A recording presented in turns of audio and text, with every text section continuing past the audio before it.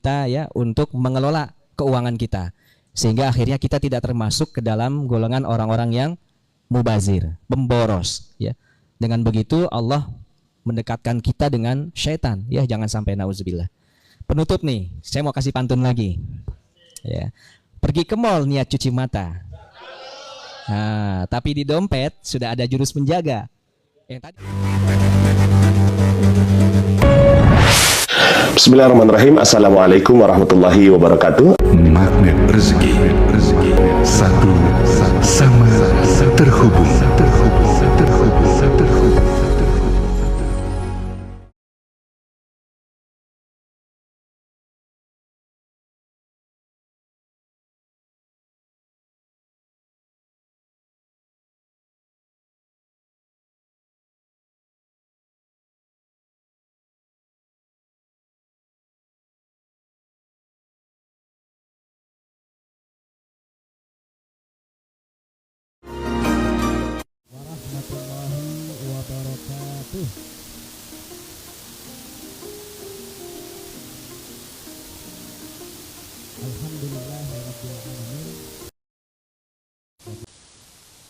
Ilmu kelola uang belumlah dipunya, habislah tuh uangnya semua. Begitu aja. Oke. Tapi sekarang yang anak-anak muda milenial tuh nggak ke mall. Dia buka Shopee, buka Tokopedia, buka lapak, scrolling ya. Masukin chart, check out ya. Jadi saya punya pantun juga buat yang milenial. Boleh? Nah. Oh sorry, yang tadi belum habis, belum selesai. Saya tambah lagi buat yang masih yang kolonial ya. Sampai di rumah isi belanja dibuka. Katanya belanja barang diskon gila. Pas dilihat, duh menyesal dia. Barang yang dibeli tidak dibutuhkan semua. Nah sekarang buat yang milenial ya. Scrolling di marketplace katanya lagi iseng aja. Tak terasa notifikasi di keranjang banyak juga. Ilmu kelola uang belum dipunya. Elah, barang di keranjang di check out juga. Nah, terakhir ya. Ya biar makin semangat ya Bapak Ibu semua. Tanggal 20 sisa uang diperiksa. Tanggal berapa sekarang? Oke, ternyata cuma bisa sampai tanggal 22. Barang di check outan kemarin sudah diterima, padahal nggak diperlukan. Tolongin mak. Ya ini buat yang milenial, kalau uangnya habis mintanya sama mamanya ya.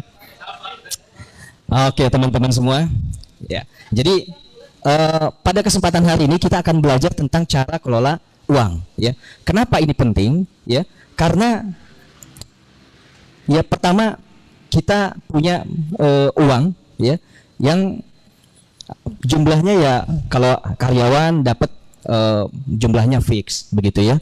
Kalau yang wirausaha ya, bisnis owner misalnya, meskipun dia memiliki bisnis tetapi cara pengelolaan yang baik dalam sebuah perusahaan itu harus ditetapkan jumlahnya buat si bisnis owner. Apakah dalam bentuk gaji ya?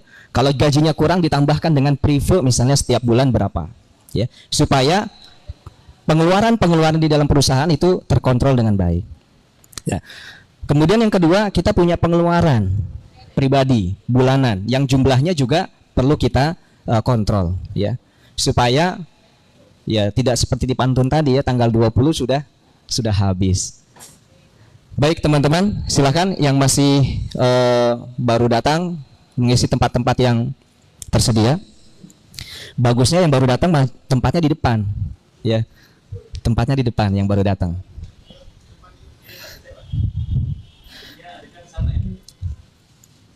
Nah jadi diharapkan setelah mengikuti kajian pada hari ini ya, kita menjadi tahu pentingnya kita mengelola uang dan kita tahu bagaimana caranya mengelola uang tersebut. Allah Subhanahu wa taala ya telah memerintahkan kita untuk mengelola uang yang kita miliki ya. Pernah belajar, pernah dengar perintah Allah untuk mengelola uang? Ya. Dalam surat Al-Furqan ayat 67, Allah Ta'ala berfirman, A'udzubillahi minasyaitonirrajim, Bismillahirrahmanirrahim. Walladzina idza anfaqu lam yusrifu wa lam yaqturu wa kana dzalika baina qawama. Yang artinya Allah ya, dan orang-orang yang apabila membelanjakan harta mereka tidak berlebihan dan tidak pula kikir, dan adalah pembelanjaan itu di tengah antara yang demikian. Jadi teman-teman semua, Bapak Ibu hadirin yang saya muliakan, Allah Subhanahu wa taala di sini telah memberikan panduan ya kepada kita sebagai umat Islam ya untuk membelanjakan harta itu tidak berlebihan dan juga tidak kikir ya. Tidak berlebihan dan tidak kikir. Tidak apa? Bapak Ibu semua? Tidak berlebihan dan juga tidak kikir. Tapi di tengah-tengah antara itu ya.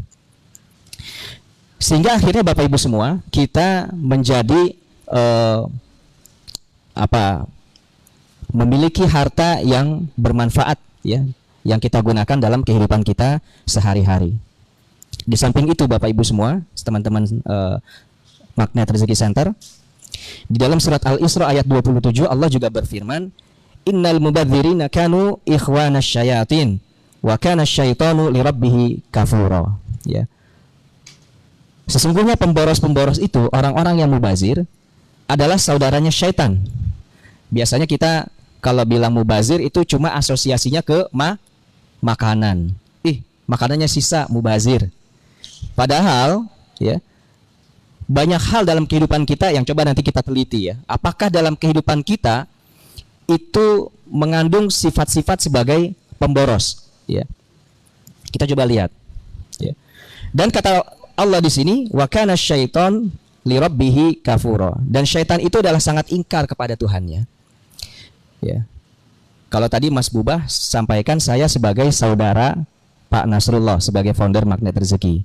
Ya. Artinya hubungannya dekat.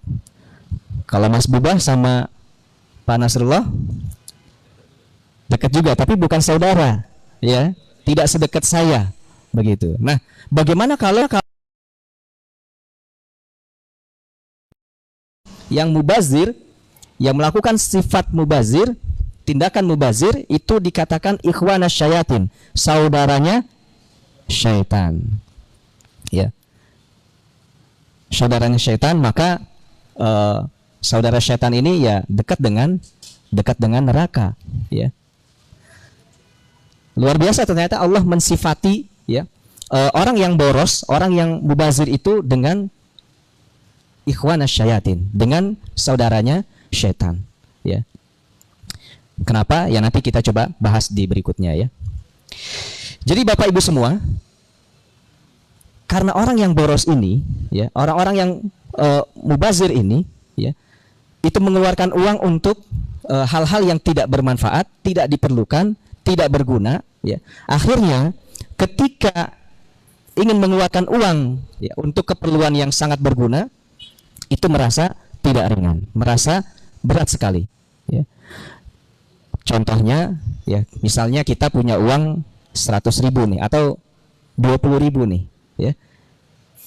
Punya uang 20.000. Ketika kita ke masjid mau memasukkan uang 20.000 ke dalam kotak infak di masjid, berat apa ringan?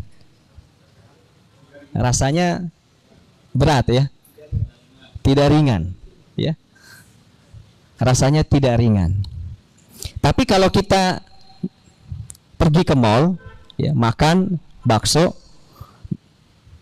pesen bakso di mall sama es teh manis, mungkin ditambah apa lagi, itu bisa habis sampai 70.000 ya. Ya. Terasa uang keluarnya lebih mudah di mall gitu ya. Tapi kalau di masjid uang tidak mudah untuk bisa keluar ke kotak infak. Nah, sehingga akhirnya hal-hal yang positif itu sangat tidak banyak kita lakukan, dan uang itu justru sebaliknya habisnya untuk yang tidak positif, Nah, jadi Bapak Ibu semua, uang yang tidak dikelola dengan baik ya, ini akan menjadi penghalang bagi rezeki kita. Kenapa? Ya. Karena itu tadi, kita senantiasa melakukan dosa. Sedangkan kita tahu bahwa perisai rezeki adalah dosa, ya. Maka itu yuk kita coba belajar bagaimana cara mengelola uang.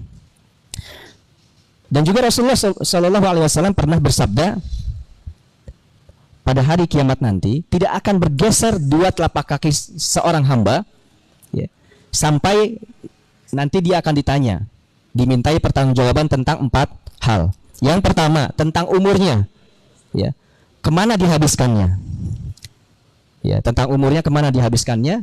Yang kedua tentang ilmunya, bagaimana dia mengamalkannya.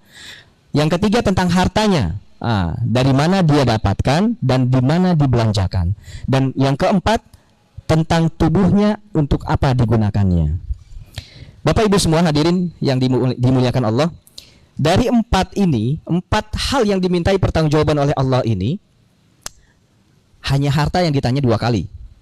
Yang pertama, dari mana diperoleh, ya, dengan cara bagaimana dapatnya, ya, apakah dengan cara halal, ya, dengan cara bekerja kemudian dapat upah, ya, dapat gaji, ya, ataukah berusaha, ya, dapat hasil, dapat keuntungan, ataukah ditambah dengan adanya hasil dari penggelapan, hasil dari korupsi, ya, hasil dari hal-hal yang diharamkan Allah, atau bagaimana. Ini pasti akan dimintai pertanggungjawaban. Dan yang kedua, kemana uang ini dibelanjakan, ya. Apakah untuk dibelanjakan di jalan Allah, ataukah dibelanjakan untuk hal-hal yang tidak bermanfaat. Nah, jadi dua pertanyaan ini yang akan ditanya tentang harta nanti di hari kiamat. Ya. Maka mulai coba kita periksa, ya. Saya tahun lalu, ya, itu ini saya mau cerita, ya, sedikit, ya. Saya diperiksa tentang laporan pajak, ya. Jadi dapat surat panggilan pemeriksaan, ya, kemudian diperiksa, ya, tentang pajak, ya, ada sesuatu yang harus diklarifikasi, ya. Alhamdulillah data-data yang saya punya itu lengkap, ya. Saya print buku rekening, ya, rekening saya ada 5, saya kumpulin semua 5 buku rekening itu, ya, selama 1 tahun. Ternyata transaksinya cukup banyak, jadinya bukunya tebal, ya, lumayan tebal. Saya ingat satu-satu, ini saya dapat dari mana, ini saya beli buat apa, saya bikin keterangan. Lalu dari situ saya jadi teringat dengan peristiwa ini nanti nih, ketika dimintai pertanggungjawaban tentang harta. Masya Allah, saya diperiksa tentang pajak yang setahun aja, bukan 1 tahun, tentang pajak yang nggak banyak, ya, cuma 1 bulan, ya, kejadian transaksinya cuma dalam 1 bulan. Kemudian saya ambil semua buku rekening saya periksa satu persatu, ini uang dari mana, buat apa, uang dari mana, buat apa. Kan saya harus mempersiapkan jawaban ketika nanti menghadapi pemeriksa. Ya, itu saya membuat rinciannya saja bisa sampai 3 hari. Ya, itu baru apa yang kita ketahui di dunia. Ya, dalam hati, masya Allah, ini baru pemeriksa pajak nih, ya, baru pemeriksa pajak yang mau memeriksa. Ternyata sudah saya mempersiapkannya sedetail itu. Meskipun sampai di sana ketika itu, ya, apa yang sudah saya buat tadi nggak ditanya sih, gitu, ya. Tapi paling tidak persiapannya sudah saya buat. Nah, bagaimana nanti di akhirat ketika bukan cuma ingatan kita yang kita pergunakan, tapi nanti tangan kita juga akan bicara, memberikan kesaksian tentang untuk apa uang kita pergunakan. Mata kita juga akan bicara, kaki kita akan bicara kemana uang itu dibelanjakan, ya. Tubuh kita nanti juga akan berbicara, menjadi saksi, dan seterusnya. Hisabnya panjang, ya. Makanya Abdurrahman bin Auf digodain sama Rasulullah ketika lagi kumpul-kumpul kayak begini nih, kumpul-kumpul. Rasulullah bilang, nanti di hari kiamat, ya, Abdurrahman bin Auf ini masuk surga paling belakangan, ya. Kenapa? Karena hisabnya hartanya, ya, karena saking banyak yang hartanya Abdurrahman bin Auf saat itu, hisabnya paling lama, ya. Yang lain udah selesai dihisab, ditanyain tentang harta, ya, udah tinggal terakhir yang tentang tubuhnya. Ini Abdurrahman bin Auf masih mentok, hartanya belum selesai ditanyain, ya. Sampai, ya, Abdurrahman bin Auf itu merasa kaget dan gelisah. Ya, padahal cuma dibercandain sama Rasulullah. Baik, hadirin Bapak Ibu yang dimuliakan Allah. Jadi di kajian kali ini saya ingin memberikan tips ya. Jadi ada 4 tips yang ingin saya sampaikan kepada Bapak Ibu semua. Yang pertama, buat perencanaan keuangan bulanan ya. Di Magnet Rezeki Center yang hadir ini, saya mau tanya nih, siapa yang sudah mempunyai perencanaan keuangan atau anggaran bulanan? Boleh angkat tangannya? Siapa yang sudah punya? Nggak ada ya? Uish, Mas Farhat, Mas Rizky, Mas Sopyan, ya, tepuk tangan dong buat mereka. Ini yang milenial belum punya. Milenial, yang kolonial belum punya.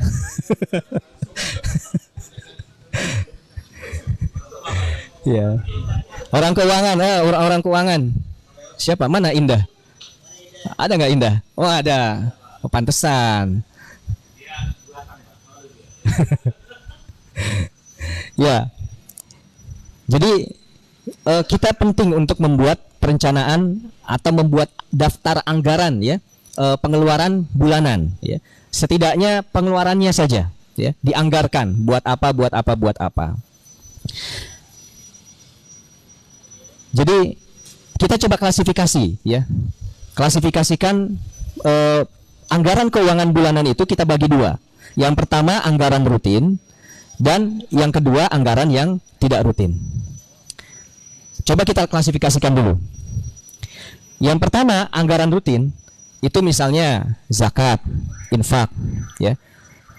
Kalau yang penghasilannya masih di bawah 7 juta itu belum kena nisab untuk zakat profesi ya.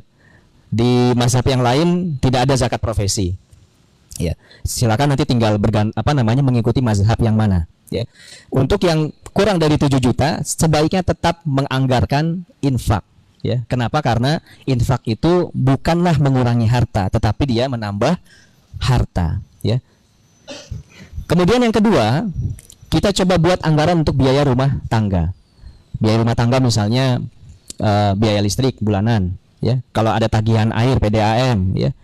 Ini buat yang sudah berumah tangga ya, yang sudah punya rumah sendiri, sudah berpisah dari rumah orang tua ya. Kemudian apalagi biaya bulanan. BPJS sekarang ya harus masuk ya. Yang tidak dipotong dari gaji ya, maka BPJS harus dianggarkan, disiapkan karena dia sifatnya bulanan ya. Kemudian biaya pendidikan ya, yang sudah punya anak ya harus menyiapkan anggaran pendidikan ya. Nanti akan terasa ketika anak sudah mulai berusia 4 tahun, sudah mau masuk TK, nah sudah mulai terasa tuh ya. Yang belum punya anak mungkin masih yang sudah punya anak tapi masih kecil ya, masih 2 tahun itu belum terasa, tapi ketika sudah masuk tahun keempat beda sekali rasanya ya. Kemudian biaya hiburan ya, bukan liburan, hiburan ya, atau healing kalau istilah anak-anak sekarang ya. Healing ya Retno ya, healing ya. Kemarin sempat bahas itu ya, kayak misalnya beli kopi ya, sesekali kopi-kopi yang bermerek ya, kopi kenangan misalnya atau Starbucks ya. Terus tapi niatnya healing, bukan gaya gitu. Nah niatnya healing itu masuk dalam kategori ini ya. Tapi dianggarkan sesekali. Biaya transportasi ya, biaya berangkat ke kantor ya, atau ketika punya otomotif, punya mobil, punya motor. Ini kadang-kadang ada ya, di antara orang-orang ya, dia melihat kayaknya punya mobil enak nih, padahal ya secara kemampuan atau secara pemasukan itu sebetulnya belum cukup untuk bisa memenuhi segala kebutuhan mobil, tapi dipaksakan untuk tetap punya mobil. Akhirnya ya,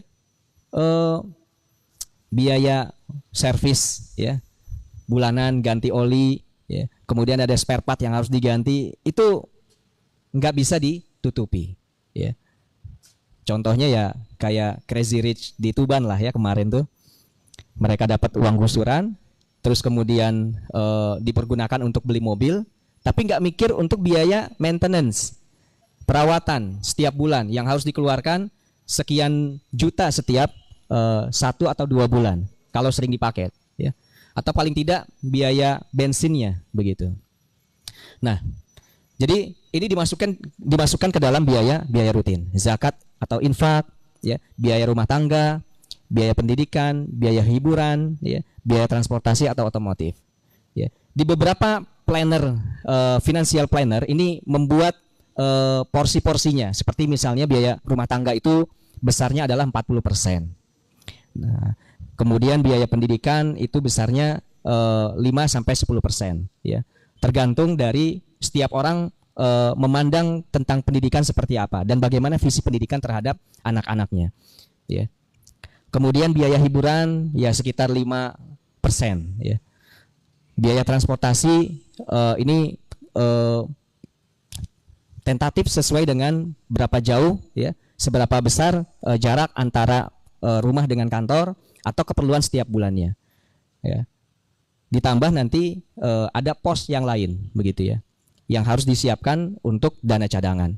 Nah, jadi Bapak Ibu semua, ini harus disiapkan, ya. Jadi dari sekarang coba dibuat, ya, kebutuhan dalam setiap 1 bulan itu kebutuhan rutinnya apa saja.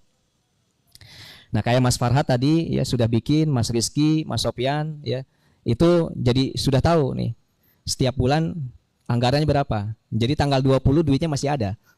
Iya.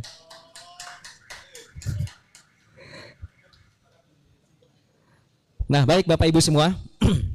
Sedangkan biaya-biaya yang tidak rutin itu seperti misalnya sewa rumah buat yang sudah berkeluarga, pisah dari orang tua, yang ngekos, ya. Kayak di sini Mugi misalnya ngekos, ya. Itu ada biaya sewanya, ya. Kemudian ada pajak, ya, tahunan. Kurban, ya. Biaya mudik. Nah, mudik kadang-kadang nggak dimasukin nih dalam anggaran kita. Biaya liburan sama biaya masuk sekolah. Nah, biaya-biaya yang tidak rutin ini kan keluarnya bisa sekali dalam setahun, bisa kadang-kadang ada yang sekali, ada yang 2 kali, ada yang 3 kali, kayak liburan mungkin perlu 3 kali, ya, setahun. Nah, ini dibuat anggaran-anggarannya. Kalau untuk teman-teman yang penghasilannya itu bulanan, ya, besarnya teman-teman fix misalnya memasukkan angka fix, ya, katakan misalnya ya penghasilan 5 juta rupiah, ya, maka dianggarkan 10%-nya untuk biaya-biaya tidak rutin, ya. Jadi sebesar 500.000 ditabung untuk biaya-biaya tidak rutin ini, kemudian dibagi-bagi. Oh, untuk pos sewa sekian, kurban, penghasilan 5 juta mungkin belum bisa berkurban kalau memang belum, ya. Kemudian biaya liburan, ya, sekian, biaya masuk sekolah belum punya anak, ya, misalnya, dan seterusnya. Sehingga 12 berarti berapa tuh? 60, ya, 60 juta. Setahun 60 juta, betul ya? Enggak dong, 6 juta, kan 500.000 tadi. Ya. Tadi saya nggak tepat nyebutnya, ya. Saya nyebutnya 5 juta tadi, ya. 500.000 dikali 12 berarti 6 juta. 6 juta tinggal dibagi-bagi nanti tuh. Sewa rumah berapa, ya, atau ngekos berapa. Kalau ngekos bulanan, ya. Iya, ya, ngekos bulanan, ya. Ada yang bulanan, ada yang tahunan, ya, tergantung. Nah, teman-teman semua, ini yang perlu kita buat, ya. Jadi perencanaan keuangan, ya. Namun nggak cukup cuma ini, ya. Nanti di akhir saya akan sampaikan yang berikutnya. Yang kedua adalah kita gunakan jurus kerangkeng uang. Ada yang sudah paham? Ya, ada berapa tips, ya, atau pertanyaan yang harus kita miliki ketika menggunakan jurus ini? 10, ya, ada 10 pertanyaan, ya. Kenapa sih uang mesti dikerangkeng, ya? Kalau kita ibaratkan, ya, uang ini seperti hewan misalnya, ya. Hewan itu kalau kita biarkan dia keluar dari kandangnya, maka dia akan pergi kemana-mana, ya. Pergi kemana-mana, ya, bisa liar dia, pergi kemana-mana, ya.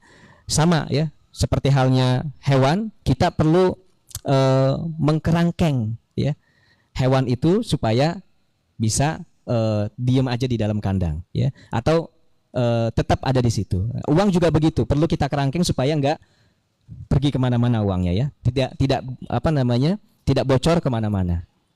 Nah, sehingga untuk itu kita perlu untuk membuat 10 pertanyaan ya. Dalam jurus kerangkeng uang ada 10 pertanyaan. Yang pertama, apakah sudah ada planningnya ya, ketika mau membeli barang.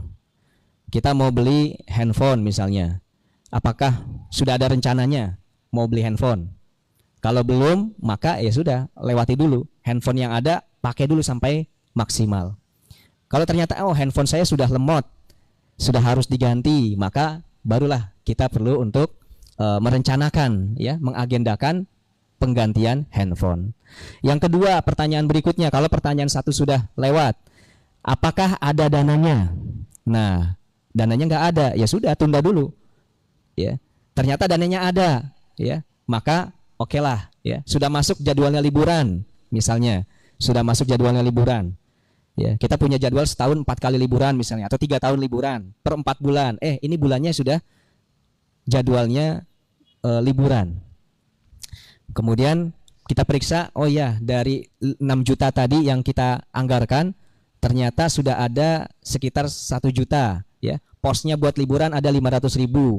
Ada dananya ya. Sudah direncanakan. Bolehlah kita liburan ya. Yang ketiga, kita tanya ya, kalau 2 poin ini sudah, apakah ini kebutuhan atau sekedar keinginan? Ya.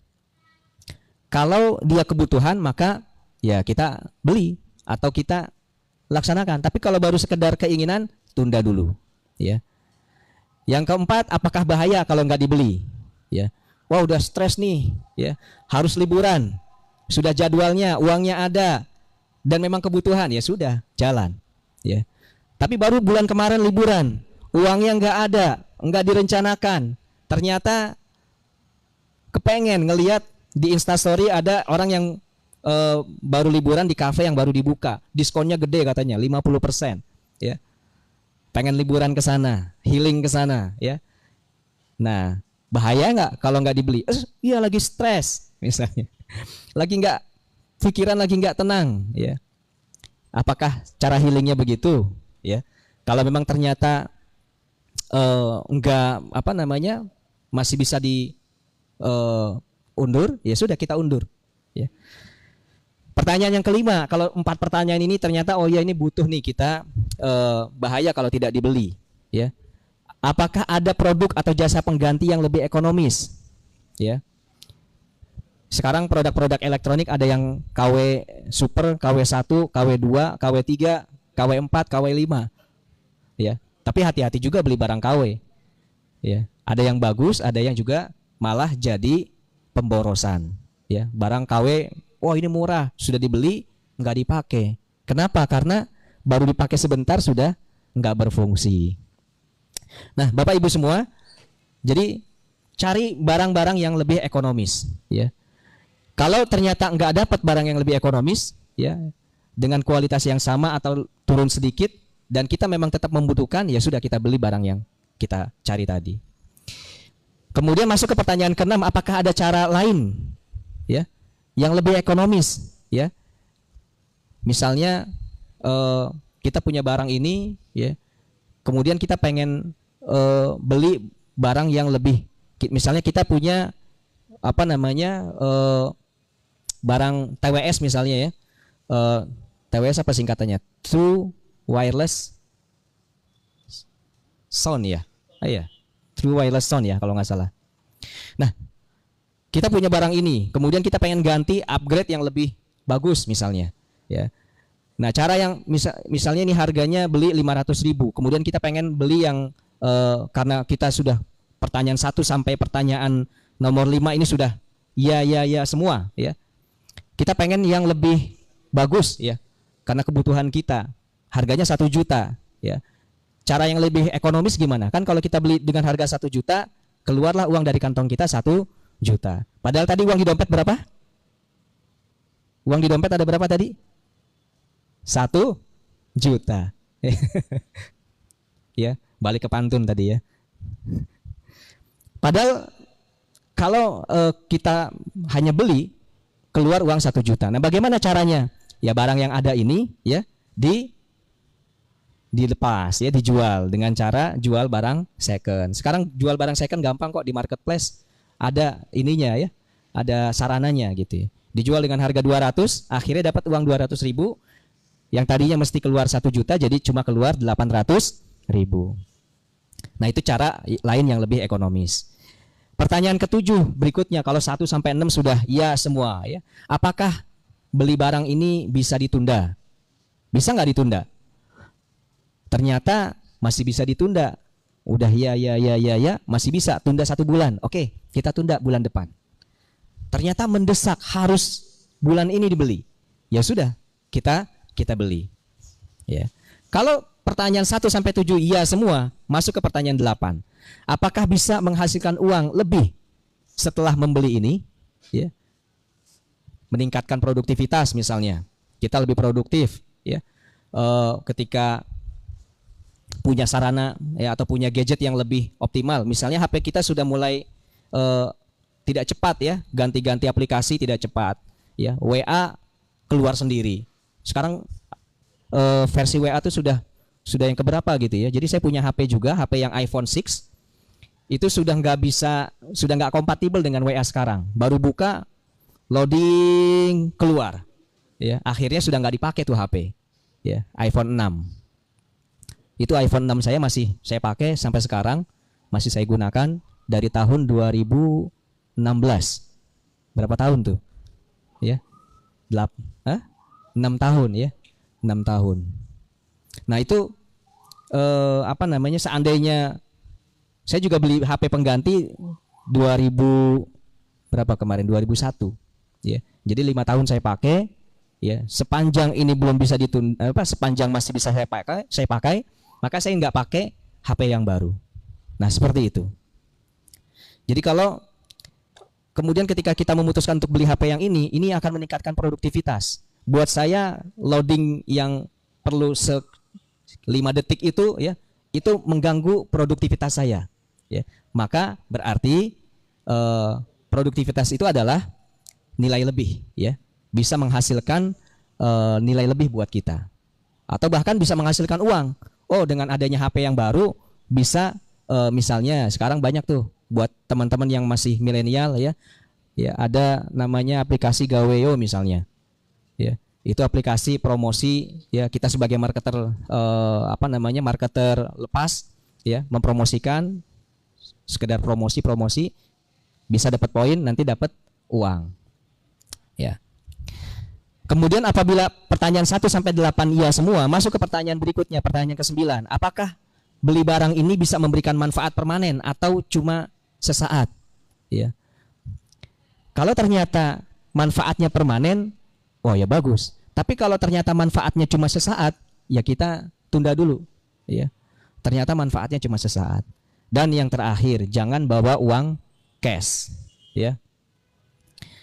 Coba periksa dompetnya ya. Seberapa banyak ya, berapa persen ya dari uang gaji bulanan ya, dari uang bulanannya ya. Nah, tapi ini di tanggal 20 ya, nggak usah diperiksa. Yang harus diperiksa nanti kalau tanggal ya, awal bulan ya, tanggal 1 sampai tanggal 5 tuh dilihat dompetnya ya. Jangan bawa uang cash yang banyak di dalam dompet. Buat diri kita itu harus mengeluarkan effort lebih ketika harus belanja secara tunai. Ya. Di mall apalagi. Ya, saya juga begitu. Di dalam dompet saya paling isinya cuma 500.000.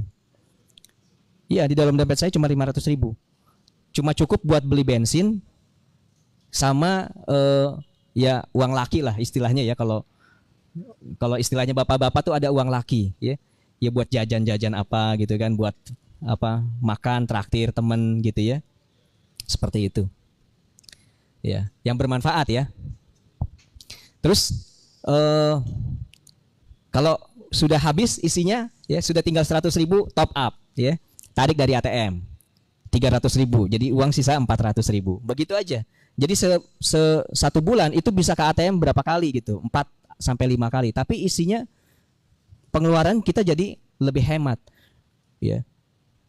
Karena apa? Kalau uangnya banyak, saya pernah ngisinya banyak, top up-nya lebih dari anggaran biasanya begitu ya. Ternyata ke ATM-nya juga durasinya sama. Jadi kan lebih banyak keluar ya. Nah, makanya kita jangan bawa uang cash kalau kemana-mana ya. Uangnya simpan aja di ATM ya.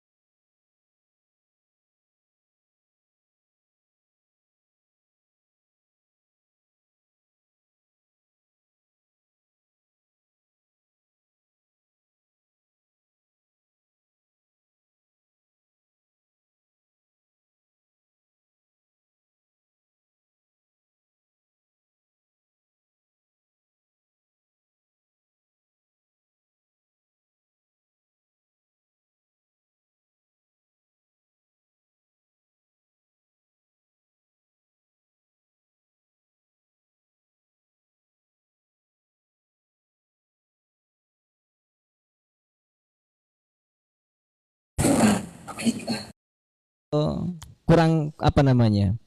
Kurang happy misalnya ya. Kurang dapat inspirasi ya. Ya kadang liburan itu memberikan banyak inspirasi. Nah, jadi Bapak Ibu semua, inilah 3 tips ya. Dan yang terakhir adalah hindari perisai ya, perisai rezeki, yaitu dosa ya. Dengan banyak kita menghindari dosa, maka insya Allah Allah akan memberikan kita rezeki dari pintu yang tidak disangka-sangka ya. Jadi buat teman-teman ya, dan buat kita semua yang merasa penghasilannya, oh saya penghasilannya tetap cuma segitu-gitu aja ya, ini mesti diperbaiki mindsetnya. Sementara tadi ya, penghasilan kita segitu-gitu aja, sementara pengeluaran kita ya harus kita batasi, dan kita masih punya keinginan sedikit nih yang biaya-biaya tidak rutin yang kita pengen anggarkan ya. Misalnya kita pengen umroh ya. Ada di sini yang pengen umroh? Semuanya mau kan? Tapi apakah sudah mempersiapkan dananya buat umroh? Sudah niat ya. Lalu bagaimana caranya? Padahal dia biaya yang keluarnya tidak rutin ya. Apakah menunggu nanti ya kapan ada penghasilan uang kaget ya yang tiba-tiba uangnya besar cukup untuk umroh, atau bagaimana? Nah, meskipun kalau kita di Magnet Rezeki, kita tetap memasukkan itu sebagai LOP kita tetap memasukkan umroh ke dalam impian kita, dream kita ya, mencanangkannya ya, meskipun penghasilan kita rasanya kok nggak mungkin buat bisa umroh misalnya, ya. Tetap kita salah satu ikhtiarnya adalah nabung, ya. Ya. Kita bikin tabungan umroh, masukinlah setiap bulan misalnya berapa, 100.000, 100.000, 100.000, 1 tahun 1.200.000, ya. Umroh biayanya berapa? Misalnya berapa biaya umroh, Mas Aang? Berapa? 35 juta, ya. 1,2 juta, 35 juta, berarti berapa tahun, ya. Itu matematika manusia, ya. Tapi kalau matematikanya Allah nggak begitu. Kita dilihat tuh niatnya. Sudah nabung, tiba-tiba ujuk-ujuk mak beduduk. Suddenly ternyata ada yang ngajak umroh secara gratis, ya, seperti Pak Haris, ya. Alhamdulillah beliau dapat rezeki, ya, umroh secara gratis. Ya, tepuk tangan dulu buat Pak Haris, ya. Ya. Nah, satu lagi Mas Sahid, ya. Ya, alhamdulillah salah satu staf kita di sini namanya Sahid, itu mendapatkan hadiah atas ketekunannya, ya, atas salah satu kinerja, ya. Dipandang ini salah satu yang berprestasi, makanya diberikan hadiah umroh. Padahal Mas Sahid ini kerja baru berapa bulan, ya? Belum lama, ya, baru sebentar kayaknya. Baru sebentar. Alhamdulillah mendapatkan hadiah umroh gratis nanti di bulan September. Masya Allah. Ya, kita kasih tepuk tangan buat Mas Sahid dan juga buat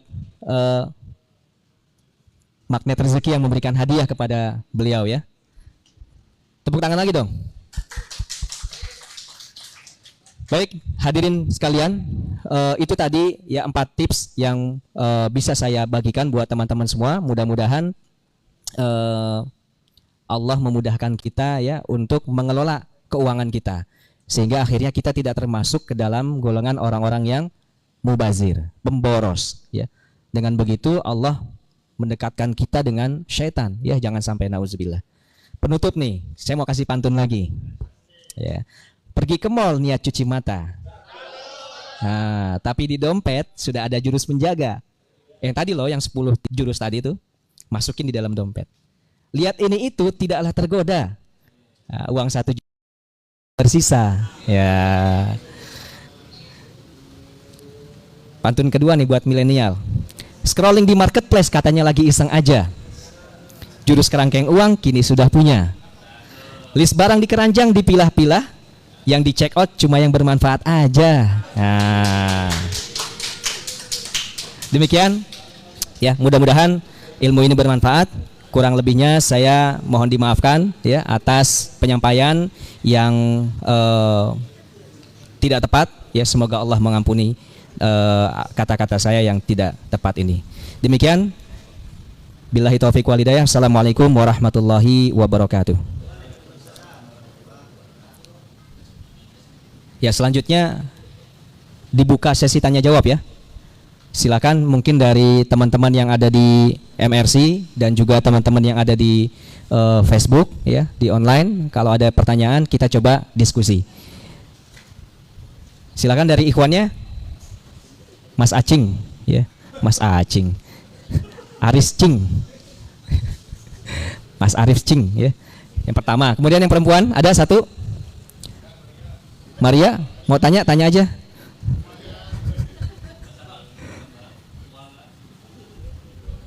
Silakan. Di Facebook ada? Oke, baik. Silakan, Mas Arif. Di Facebook ada yang bertanya, kalau penghasilan berapa itu tadi? 25 juta apakah sudah kena zakat? Ya. Ya. Kalau penghasilan 25 juta tentu sudah kena zakat, ya. Zakat profesi, ya. Besarnya 2,5% dikeluarkan setiap bulan, ya.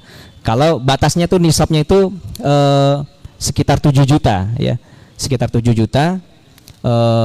di bawah itu belum kena wajib zakat, di atas itu wajib zakat, ya. Silakan Mas Arief. Oh ya boleh, langsung aja.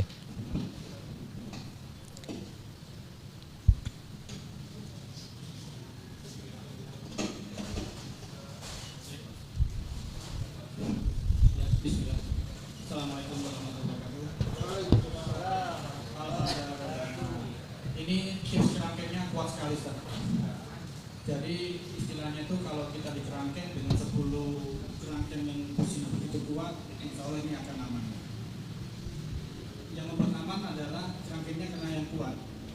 Pertanyaannya adalah, begitu kita memahami ujung kerangkeng tadi, kadang-kala yang membuat kita jadi semakin galau adalah daftarnya, daftar yang ini begitu loh. Jadi sekarang ini udah 10 macam kuat banget ya. Cuma daftarnya ini, daftarnya kan ada petik misalkan nih ada 5 macam kebutuhan semua nih. Kebutuhan 1, kebutuhan 2, kebutuhan 3, kebutuhan dan seterusnya. Ya mungkin ada kira-kira Ustaz, kalau pos biaya tadi sebutkan banyak tuh. Cuma gimana caranya ya kerangkengnya aman tapi pos pendapatannya juga bertambah. Posnya kan cuma 1 nih dari gaji, pengeluarannya banyak. Nah mungkin kerangkengnya kuat, kadang-kadang keinginan hati Ustaz yang memang susah dikendalikan. Jadi gimana Ustaz masalah hati Ustaz? Ya, baik. Jadi pertanyaan Pak Arief ini misalnya contoh langsung ya, misalnya biar tergambar ada 5 barang yang sudah melupakan kebutuhan ya, harus dibeli. Harus dibeli, nggak bisa enggak, itu harus dibeli ya. Tapi ternyata dananya nggak cukup, begitu ya maksudnya ya, dananya nggak cukup. Sementara ya penghasilan ya segitu, gitu. Nah, jadi bagaimana caranya, bagaimana kiatnya, ya supaya ini bisa 5 barang ini atau 5 kebutuhan ini bisa terpenuhi. Baik, saya ingin membawa atau mengajak teman-teman semua untuk tidak lihatnya secara matematis ya. Tidak lihatnya secara matematis karena kita sudah mempelajari ilmu MR ya. Kalau matematis tuh ya pertama lihat ini ya 5 kebutuhan ini nggak bakal kita bisa penuhi semuanya gitu ya. Tapi kita mau coba pakai karena kita sudah belajar ilmu MR, maka kita pakailah ilmu MR. Dari 5 barang ini kita pilih yang mana yang paling prioritas, itu pasti ya. Sudah sisa ternyata anggaran yang ada hanya cukup untuk 1 barang, maka sisa 4 barang atau 4 kebutuhan yang belum cukup ya dananya. Nah ya terhadap 4 barang ini kita buatlah dreamnya, kita buatlah LOP-nya ya. Kita masukkan dalam daftar LOP kita dan kita meminta kepada Allah supaya Allah memberikan ya rizki min haitsu la yahtasib, dari jalan yang tidak disangka-sangka. Bisa nggak? Bisa nggak terwujud 4 barang itu? Kayaknya nggak yakin ini. Bisa nggak terwujud 4 barang itu? Bisa kan? Insya Allah bisa terwujud 4 keinginan itu. Sudah banyak cerita ya tentang orang-orang yang kepengen sekali dengan barang-barang atau keinginan-keinginan yang tapi uangnya nggak ada.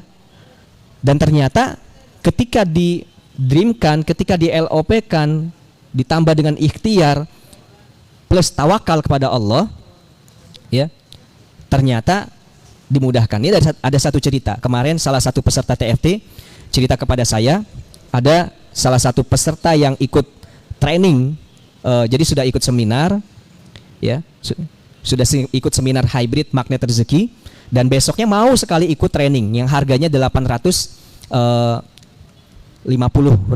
ya. Terus kemudian ya uang di kantong nggak cukup untuk ikut THMR. Akhirnya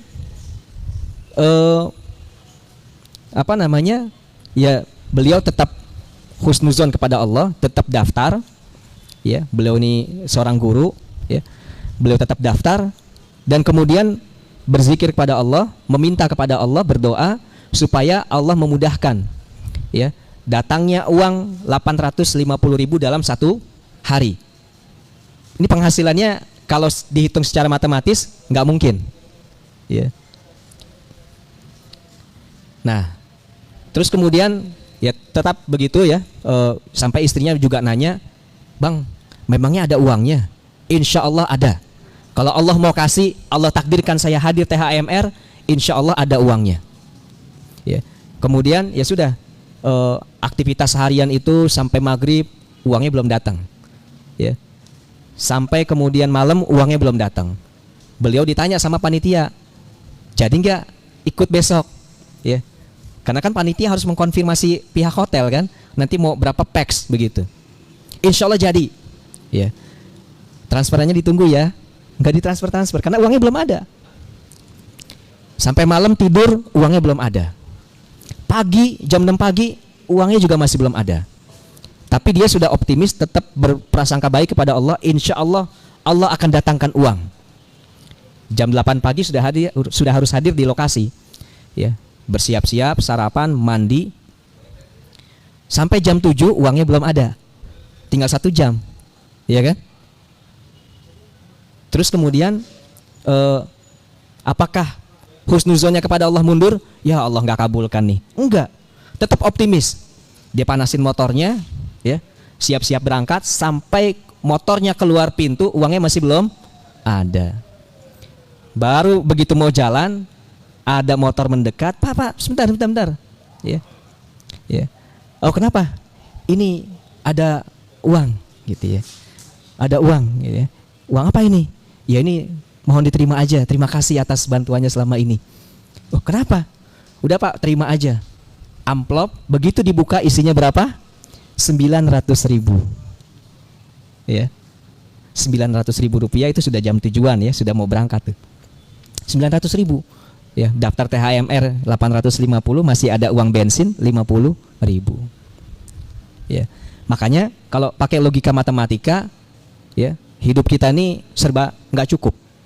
Tapi kita mesti hadirkan Allah ya, mesti hindari dosa supaya ya semua kebutuhan kita tercukupi ya. Itulah yang disebut dengan manusia ajaib ya. Apa yang kita inginkan semuanya terwujud, terpenuhi ya. Jadi kita pengen pergi ya, pengen umroh gratis, bukan gratis lah ya, kita tetap pengen bayar ya, tapi secara penghasilan bulanan kayaknya kok nggak memungkinkan nih dalam waktu dekat. Ya sudah, pokoknya kita mah ikhtiar aja, ikhtiar nabung, ternyata ada yang bayarin. Sudah terlalu banyak kisah-kisah kayak begini. Tukang beca ya, ada tukang beca di daerah mana itu yang nabung 10.000 sehari ya, tapi ternyata dapat hadiah umroh ya, dan begitu. Demikian ya Mas Arif. Insya Allah mudah-mudahan kita bisa semua hajat kita bisa terpenuhi. Berikutnya ada lagi pertanyaan dari mbak-mbaknya di sini yang milenial, yang tadi yang kolonial sudah ngasih pertanyaan. Ada lagi? Ya, silakan Mbak. Waalaikumsalam warahmatullahi wabarakatuh.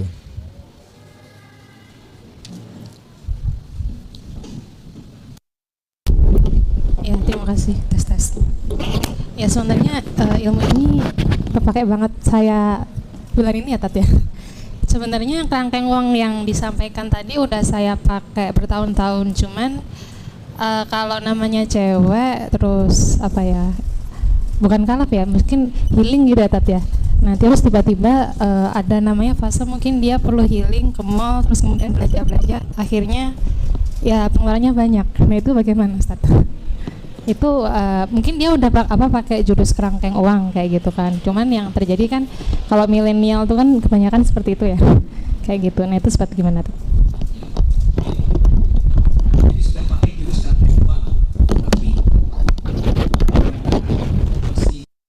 Jebol juga ya, ya masih lolos juga ya, berarti bisa jadi pertanyaan-pertanyaan itu banyak yang pertanyaan-pertanyaan tadi yang 10 pertanyaan itu ya nggak semuanya dijawab dengan jujur. Misalnya ya, ternyata ada sesuatu yang ini kita lewatin misalnya ya. Nah tapi kalau seandainya ya kan jurus kerangkeng uang ini kan tujuannya kita menghindari dosa ya. Kita menghindari pemborosan ya. Ternyata kita sudah mempraktekkan ini dan betul-betul ya dalam mempraktekannya kita sungguh-sungguh ya. Tapi ternyata masih ada ya kebutuhan-kebutuhan kita yang masih belum terpenuhi, begitu ya. Begitu nggak maksudnya? Tadi suaranya soalnya agak kurang jelas. Ya gitu aja deh.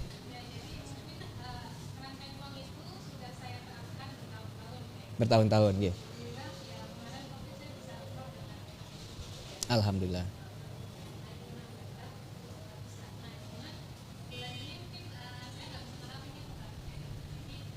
Bulan ini nggak bisa diterapin karena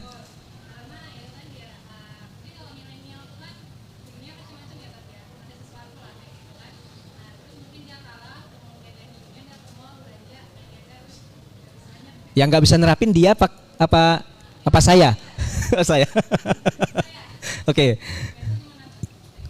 Nggak bisa nerapin karena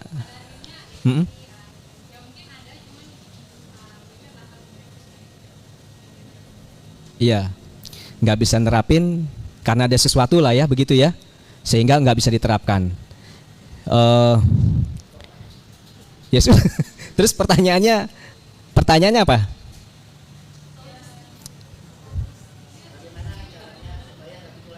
Bagaimana caranya? Bagaimana caranya supaya nggak begitu lagi? Ya balik lagi, baca lagi 10 pertanyaan. Ya,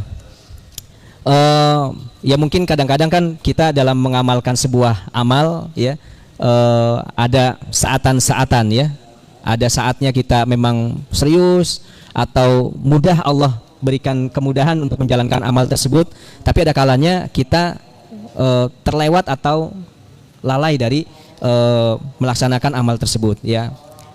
Ya ini sarana kita untuk mengingatkan kembali, mudah-mudahan dengan hadirnya di sini dan ada penyampaian materi ini ya, jadi ingat kembali gitu ya, dan kemudian menerapkan kembali dengan sungguh-sungguh buat diri kita, sehingga akhirnya jurus kerangkeng uang ini bisa kita laksanakan kembali ya, kita kerjakan kembali. Mungkin gitu ya. Ya nanti kalau masih belum ini kita ketemu lagi nanti di bawah ya. Baik, ini karena sudah mau maghrib, saya kira pertanyaan tanya jawab kita cukupkan. Mudah-mudahan kajian kita pada sore hari ini memberikan manfaat yang besar buat kita semua, dan kita berdoa kepada Allah Subhanahu wa taala semoga Allah menghindarkan kita dari sifat yang mubazir ya. Selanjutnya saya kembalikan kepada pembawa acara. Terima kasih atas perhatiannya. Mohon maaf atas segala kekurangan. Billahi taufiq wal hidayah. Wassalamualaikum warahmatullahi wabarakatuh.